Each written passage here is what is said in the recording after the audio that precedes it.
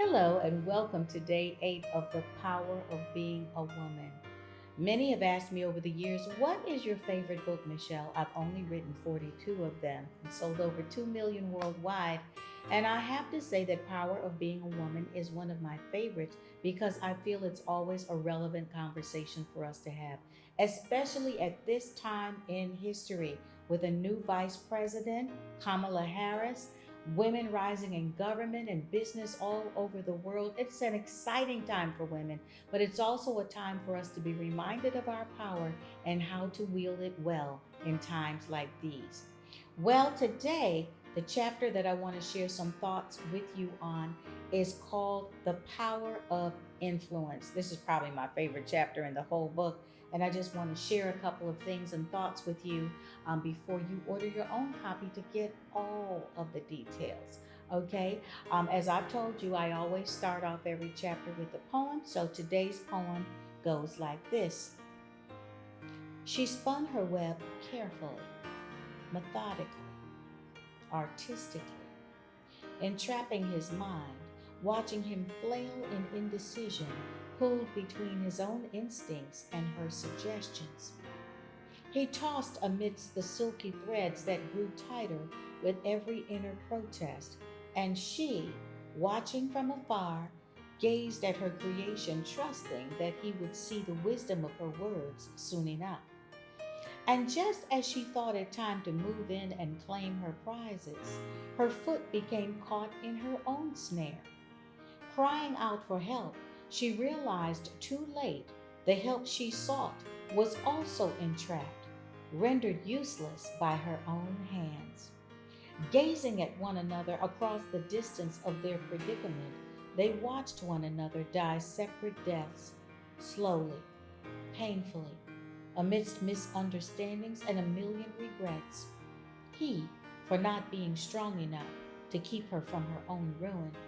She, for not letting go of the reins and grasping his hands instead. His hands that now seemed further away than ever, constrained by her own determinations, losing the power they once had. Feeling her own strength dissipating as she watched the color drain from his fingertips, she realized all too late that webs of manipulation, though beautiful in the making, were the most deceptive of all. Their delicate lattice work quickly transforming into iron prisons that bound both victor and victim. The chasm of betrayal, too broad to afford them the comfort of one another's solace, as they quietly died inside, too tired to fight, too ashamed of their own participation in this most shameful demise. They closed their eyes and dreamed of better days, as she concluded that webs were best left to the work of spiders. Oh, you know what a tangled web we weave when first we practice to deceive. And yet we don't need to because women were created with a very special gift that's the most powerful of all, called influence. And may I dare to say that influence is actually more powerful than the gift of God given authority. We chafe and say, oh, how come the man got authority and the woman has to submit? But we must realize that the woman wields something far more powerful than authority called influence. Influence is what conducts the heart.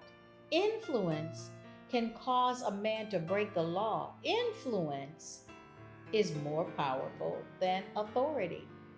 Picture it this way. You're in a car, you're driving down the street. A policeman is in the middle of the street. He holds up his hand to stop traffic. His hand signifies authority. What if you don't feel like stopping? You're in the vehicle. You can keep going and swerve around him and go off into the sunset, or your heart can influence you to yield to the authority standing in front of you. Got the picture? As I always say in this political climate, that, it's not about legislation, it's about heart condition as to whether man obeys the laws of God or not. Therefore, politicians cannot be put in the place of God to relegate morals and ethics. What am I saying all of that to say? That the woman has been given the extraordinary power of influence. There is something that is innately powerful within her that causes others to sway to whatever directive she gives if offered in the right way. We have so many different types of women in the Word that have characters and illustrations that are very relevant to where we live today. So, my question to you is, are you a Deborah? Are you an Esther? Are you a Delilah? Or are you a Jezebel? They each wielded power, they each had influence. Some used it right, some used it wrong. And I'll go more into detail when you purchase the book. But all I want to say to you today is think about how you get your way, how you work your mojo, as they say. There's a way to do things the right way, and there's a way to do it the wrong way. And when we lean to manipulation as opposed to influence, the backlash of manipulation is usually very destructive. But influence can raise men up to higher heights and cause them to perform at optimum performance level because you deposited something in them that was positive, that bore great and special fruit. Only a woman can inspire versus demand, can nurture versus order. You know, in Africa, they have a saying, man is the head, woman is the neck, and whichever way the neck turns, the head turns. So we just have to turn it the right way. Our influence of a man can be constructive or destructive. We get to pick. We can be Delilah, who influences a man to lay down in the wrong spot and wake up with no strength, or we can be a Deborah, who influences men into battle and leads them to victory. We get to decide which way we use our influence, and we will answer for the way that we use it. Many have loosely thrown around the term of, oh, she's a Jezebel. But even Jezebel was very influential in what she did. She seduced men into idolatry and dishonest gain, but the end was not well for her. Just remember that whichever way you choose to wield your power, there will be consequences for your choices, good or bad. So, how do you wield your power? How do you use your influence? Who do you use your influence with, and to what end? These are things that you need to consider. What's the goal? What's the agenda? And what's the motive for your goal? How will you go about accomplishing your task in a way that influences and inspires versus manipulates? Well, all the answers and more are in this little book here, The Power of Being a Woman. There is a way to wield your power that gains the approval of God and not his displeasure.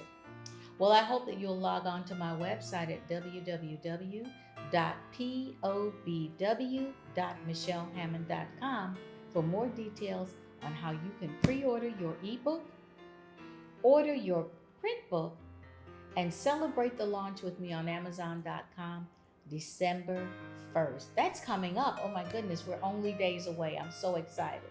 Remember, the launch is December 1st. To order your print copy, you can pre-order your Kindle copy. And if you log on to pobw.michellehammond.com, you can find out how you can get a free gift from me when you place your order and send me proof of purchase. I can't wait. And then to top everything off, Saturday, December 5th, we will have a very special edition of the MMH Hangout Powwow. We will have an interactive session celebrating the power of being a woman. I hope you'll join me, and I'll see you tomorrow.